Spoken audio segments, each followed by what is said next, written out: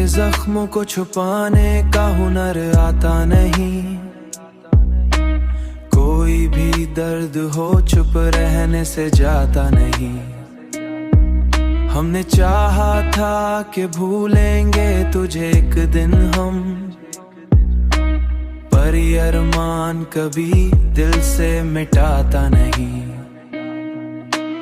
पर ये अरमान कभी दिल से मिटाता नहीं। तूने छोड़ा तो ये महसूस हुआ है हमको, कोई भी शख्स मुकम्मल कभी होता नहीं। हमने हर बात को किस्मत पे ही छोड़ा, लेकिन दिल का शिकवा कभी लब तक भी लाता नहीं।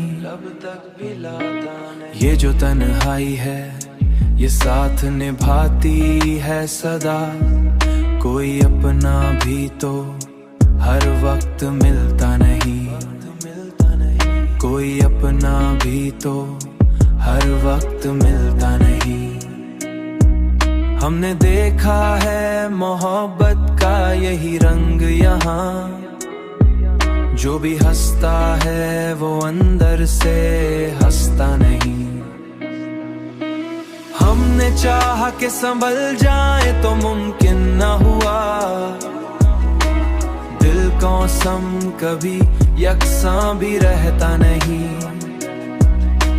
हमने माना कि मोहब्बत कोई आसान नहीं।